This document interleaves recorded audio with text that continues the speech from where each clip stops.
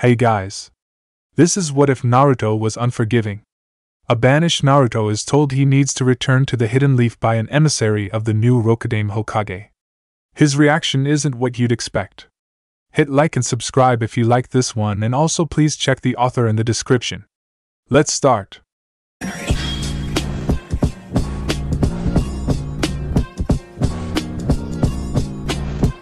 The Unforgiving. Author's note: there are quite a few banished Naruto and then drag him back stories out there.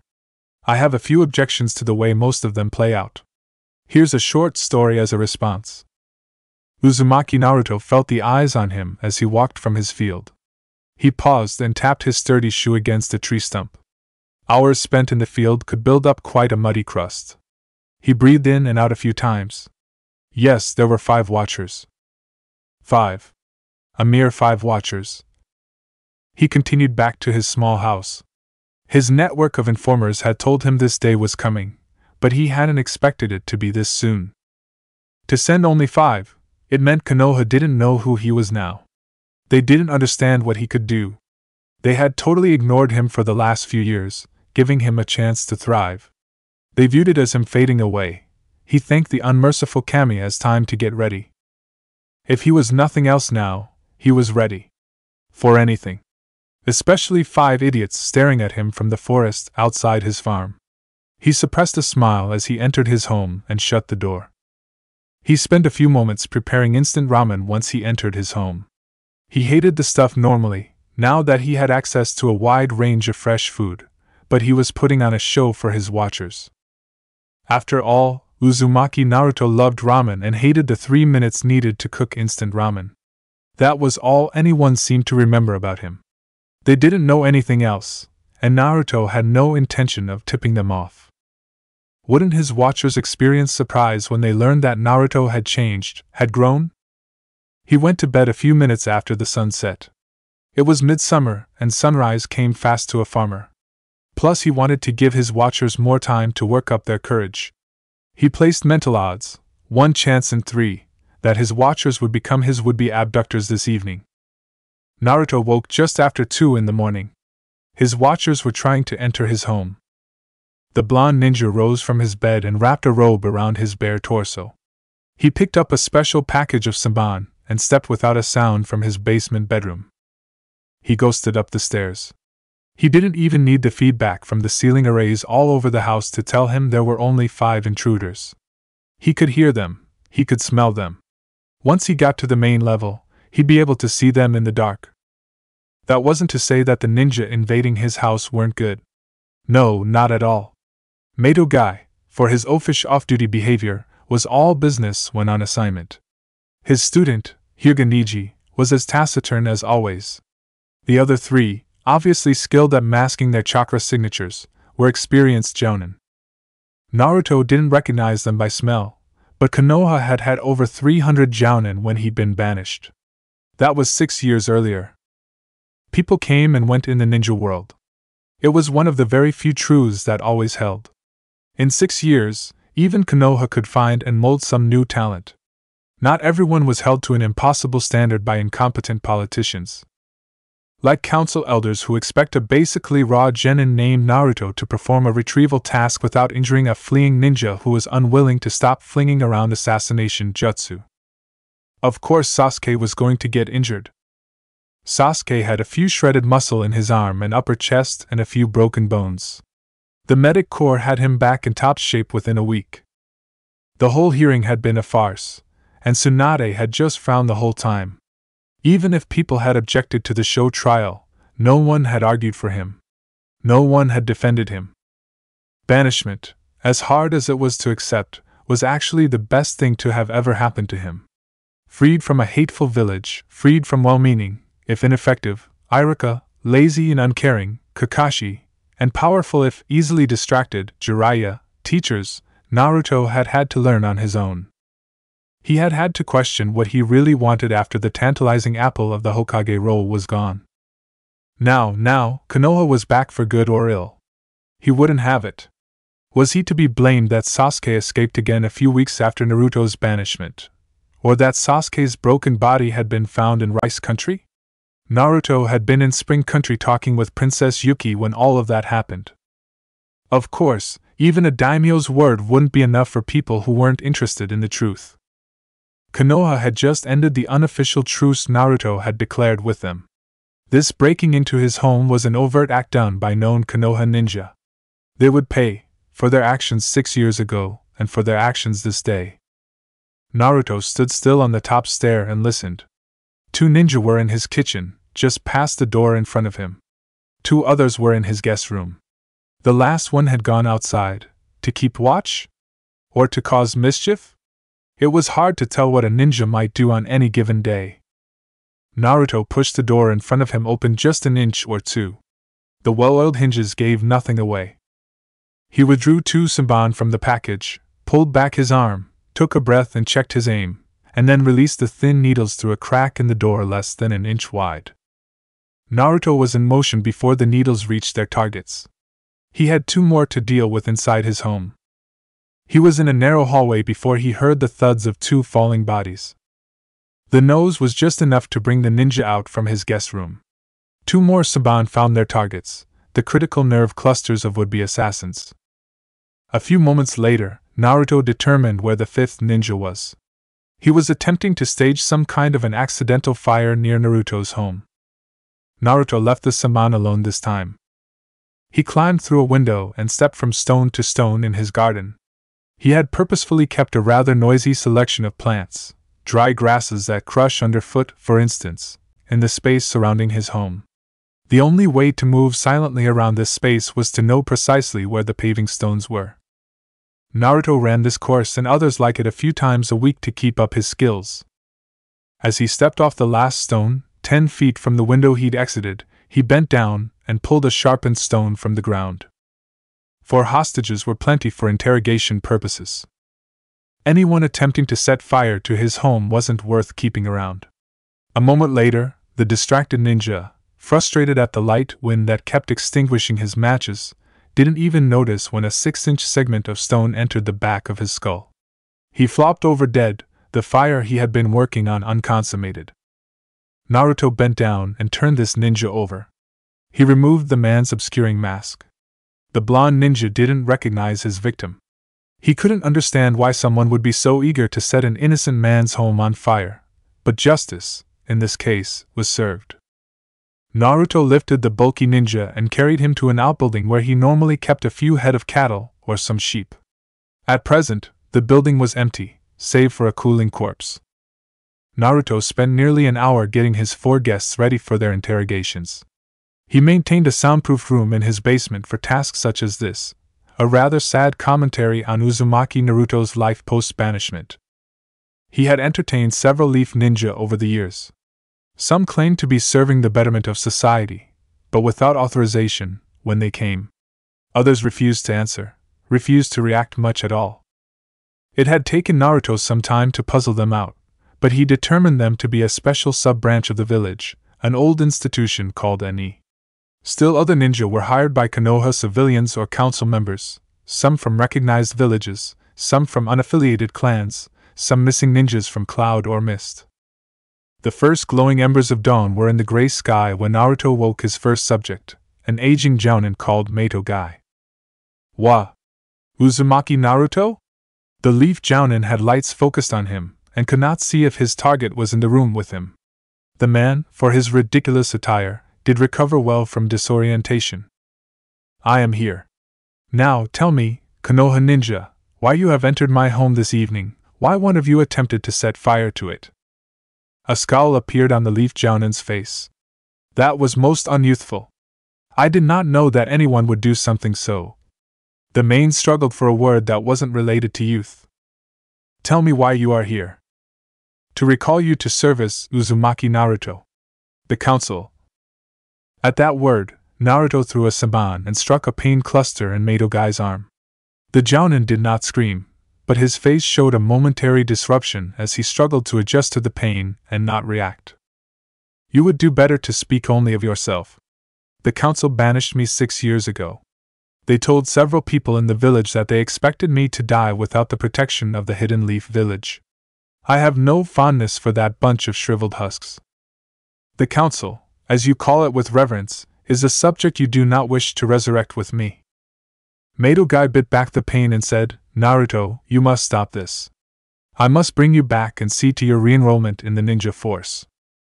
Naruto stepped in front of the lights used to disorient his subjects. He wanted Madogai to look at him, to see him without any dirt or grease on his face, without a bandana holding down the bulk of his hair. The Jounin gave the gasp Naruto expected. You died, Yondaime-sama? My father did die. I, Naruto, am his son. Of course, no one from my birth village ever told me of my parentage. It was a bitter IWA ninja who taunted me with the fact as he tried to kill me almost 6 years ago. You look like the man who slaughtered my sensei and my older sister all those years ago. But he was strong, and you are but a weak, banished idiot. Tell your father, that bastard Yondaime Hokage, that I despise him and will attack him in the afterlife. He died a few moments later, although I was grateful for the information.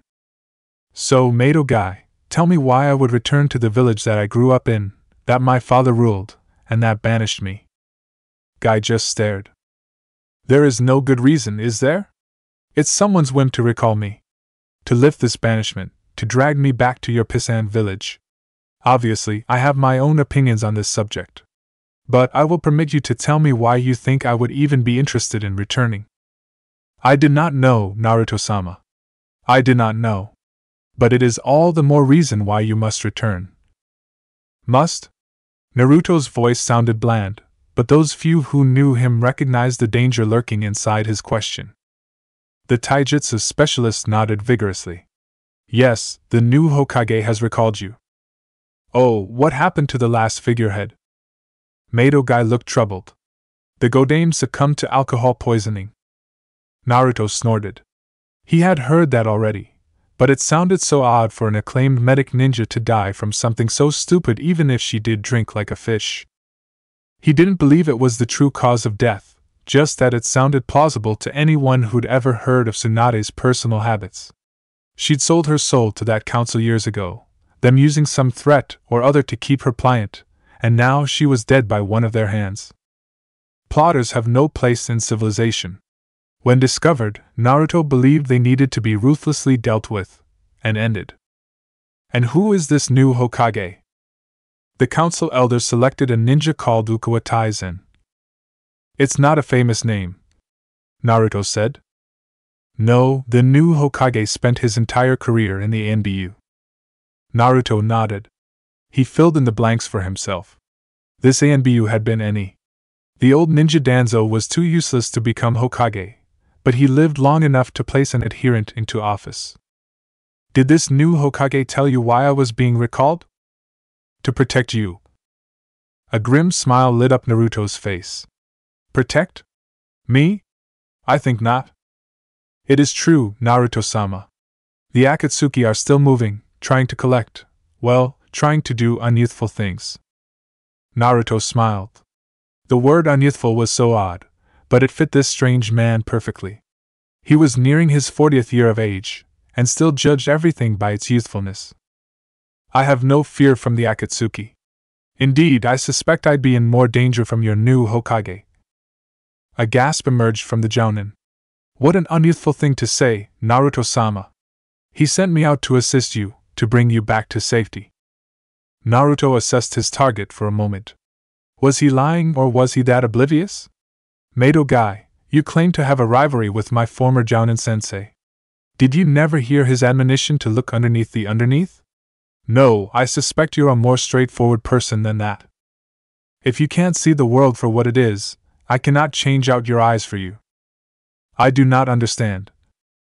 Naruto threw a Senbon and rendered the taijutsu specialist unconscious. The man seemed to genuinely believe he was here to improve Naruto's life. He had likely been given different instructors from the ninja who'd been attempting to stage a fire. Too bad that dead man relied too heavily on chakra-based techniques, which could be detected, if used, during a forensic investigation, and did not know how to use matches well. It's true that you don't understand, Jounin of the Leaf. The hidden leaf has fallen to an internal enemy. And you support your enemy without even realizing it. A powerful, foolish man you are. Naruto spoke with his other 3 subjects. Niji was just like his genin team sensei. I am here to perform a mission to aid Naruto and improve my village. The other two gave up almost no information and did not react to pain or threats. They were Naruto walked out into his fields just before noon. He had a plan to develop. He had long ago realized that physical labor, doing something with his hands, helped his thinking. He'd farmed nonstop for 3 days and nights when he heard of Jiraiya's death. The man had been one of the very few to ever show an interest in him, to help him, to try. He had been more obsessed with his pornography than with Naruto's progress, but Naruto still treasured his memories of the man, still vowed vengeance.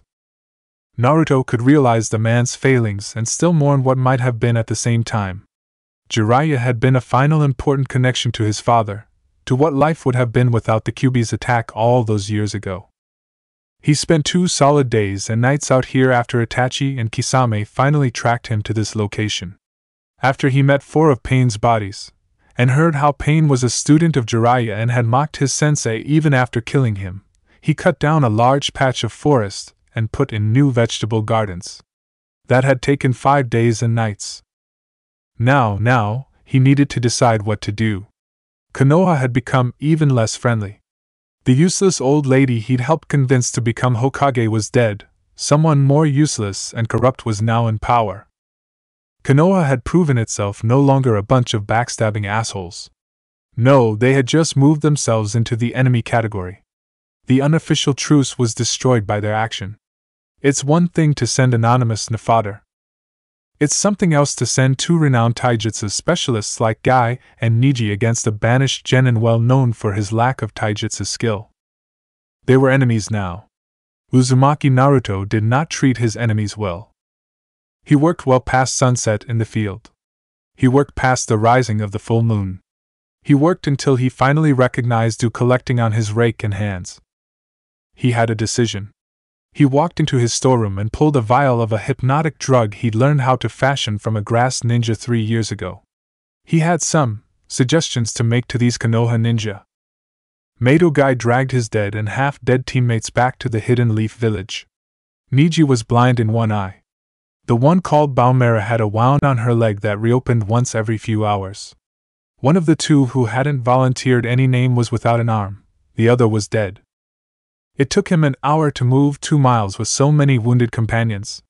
Once he got within border patrol range, he had many more helpers to get his team back. By sunset he was in the hospital getting examined. Niji was sedated. The fatality count rose to 2. Only Baumera was still alive of the 3 unfamiliar ninja. The Hokage sent a messenger demanding a report at 8 o'clock. The heavily wounded Jounin walked from the hospital to make his report. He hadn't said anything about youth in days. Mato Guy began coughing ferociously as he walked up the stairs of the Hokage tower. No one stopped to ask after him or check on his condition. The leaf had changed a good deal since old Sarutobi's death, first a slide into general indifference under Tsunade, and now a total freezing of emotion, care, and concern under the Rokudaime. In that moment, Mato Guy made his decision. He was retiring from active service today. He would leave this place, soon. Maybe tomorrow or the day after. It wasn't the best sort of place to retire to. It no longer felt youthful. It hadn't for a long time, not since his student Rock Lee had perished on a mission. He finished pulling himself up the stairs. Then he was made to stand, as the Hokage had removed all the seats from his waiting area, for 20 minutes waiting for the summons to enter. The pain in his calves and thighs was almost unbearable. He didn't remember precisely how he'd been wounded so badly. He could only think of being flung by some type of explosion. When the door opened and the ANBU stepped out of the way, permitting Mato Guy inside, he felt a bit of gratitude, which didn't entirely wash away the anger for being forced to make this report under these circumstances. The Hokage was seated behind his desk. The man was in his early 30s. Mato Guy knew almost nothing of the man's techniques or prowess. He didn't know that the man had never trained a genin team, but then Tsunade never had either, just a sole apprentice. The man was a total unknown. "Where is Uzumaki Naruto?" the Hokage asked, in a dead tone of voice. "He is dead," Mato Guy responded. The Hokage blinked a few times and then stared at the Jounin in front of him. Excuse me? Please explain yourself. I initiated contact with Uzumaki. We spoke for a few minutes near his house. He seemed interested in the idea of returning to the Hidden Leaf. Then a loud explosion rocked the area. 3 men in black cloaks were soon upon us. The Hokage sighed and held up his hand. Describe the cloaks.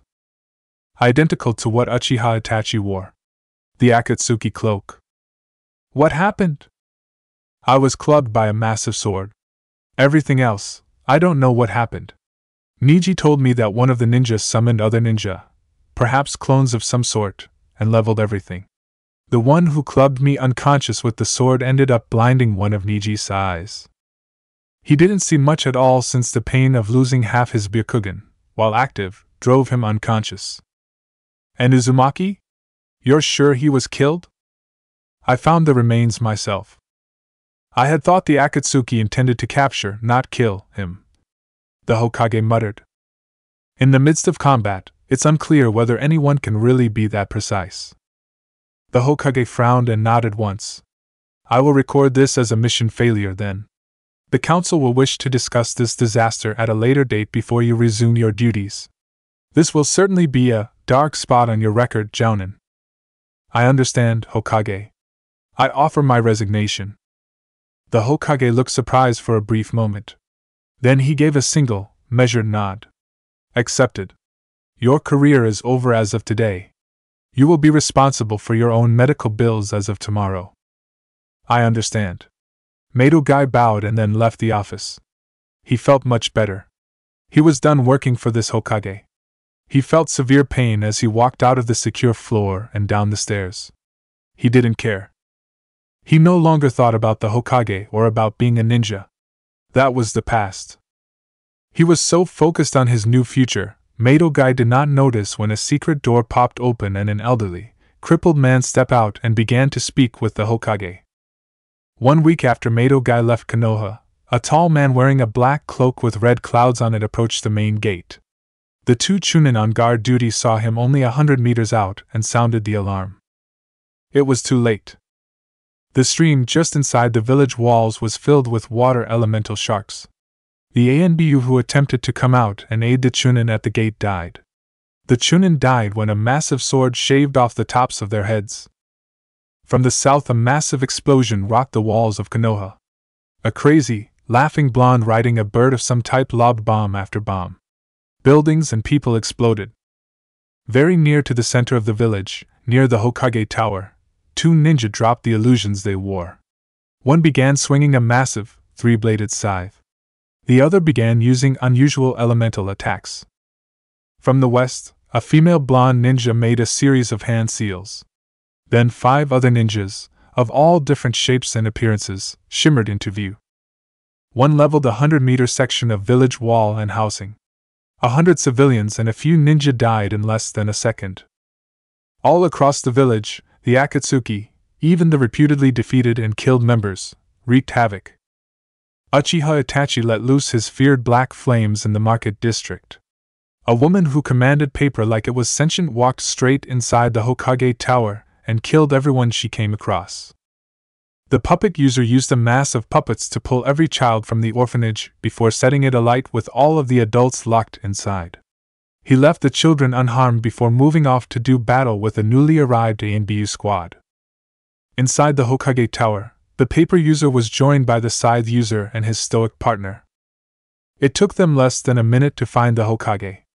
The middle-aged ninja stood in front of an ancient ninja and protected him, as if the Hokage were a mere bodyguard for someone else. The paper user said, "We have come from Madogai and the team that interfered with the capture of the QB sealed into Uzumaki Naruto. Turn them over and we might leave some part of the village intact." The old ninja began to speak, before the paper user threw a kunai made of paper through his throat. They looked at the man dressed in the Kage robes and hat. "You are the Hokage. Speak for yourself. You killed Danzo-sama." "You were a proxy then," the woman said, disappointed and annoyed. "Haiden, he's useless to us. You may have him for Jashin." The bloodthirsty priest ninja smiled and began his ritual. The woman and the old ninja left the room as the screams began. She began to pull paper from her sleeve, each marked with complex explosive seals. She covered the top floor and then the stairwell in these explosive seals. When she exited the building with her aged companion, the Hokage tower exploded. Who cared if Haiden was already out? He'd survived just about anything. She headed off to where Pain was waging battle. As she went near the academy building, she saw a disagreeable little ninja in an orange mask killing left and right, but never any of the incapacitated students. By the time she reached the outskirts of the village, the place was in ruins. None had found Mate Hokage. But the mission was a success in a way. Enough survivors remained to spread the story of this devastating attack. The reputation of the Akatsuki would grow, even if the Nine Tails was dead. The other members made their way to the centralizing point. The orange masked Toby was the last one. The Nine Tails burned when he went into battle. He lit entire countries on fire. But he's dead, so this village burns instead. At the top of his lungs, everyone within 200 meters heard. It was enough. Pain's god realm made a single hand sign and the collected Akatsuki left the area. The story would wend its way to every corner of the world within a week. The Akatsuki was on the move again. Even the supposed strongest ninja village could fall before their might. Uzumaki Naruto walked off his field and back inside the small home he lived in. He walked down into his basement, where his bedroom and his interrogation chamber were located, and then unlocked the door to a secret stairwell. He walked down another 20 feet underground. Inside the small room he'd carved out were his greatest treasures he didn't like being forced to utilize. He had the Raven contract from its last user. He had a chakra-eating sword called Samahada. He had a massive, 3-knifed scythe. He had 5 odd masks, each in the style of a particular animal. He had a block of a clay-like substance that could blow his entire house up. He had a small collection of puppets and a large collection of sealing scrolls with even more puppets inside. He had a scroll detailing the process for becoming a paper user. He had an orange mask with a black swirl upon it, and one eye hole.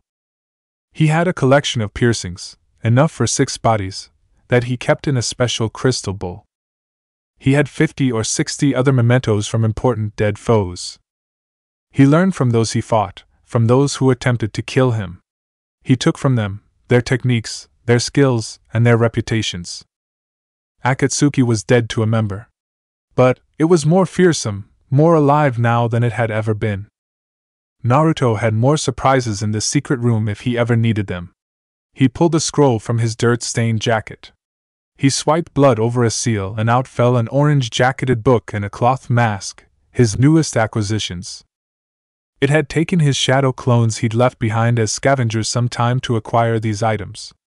Even a useless ninja like Hatake Kakashi would live on in death, his reputation growing every few years. Naruto would just need to learn the Chidori to make the mimic effective. Not that hard compared to Shinra Tensei or how to use paper-based jutsu, which most thought tied to a bloodline. No, Conan had just been a genius of near-epic proportions. Thankfully, mimicking a lazy ninja was always simpler than one with skill. Getting his Itachi performance correct or his Madara, those took time and skill.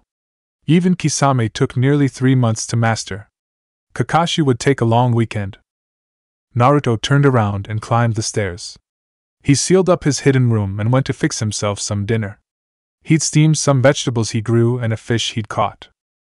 It wasn't much of a life, but it was better than what Konoha would have offered. The risk of betrayal from such people grew and grew. It was good he'd had a few years outside their notice to become truly strong, to be ready to survive. Now, Naruto was a peasant farmer. But Akatsuki and Konoha and Sharingan no Kakashi and so many other legends were ready to reappear from time to time and grow their legend. He turned his enemies into his shield and sword.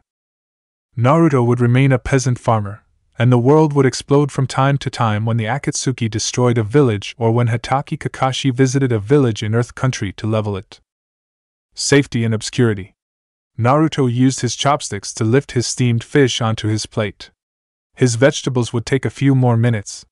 He sprinkled some salt and began to eat. It was a simple dish for a simple life for a simple ninja. For a superior ninja. For the one who never forgave and never forgot.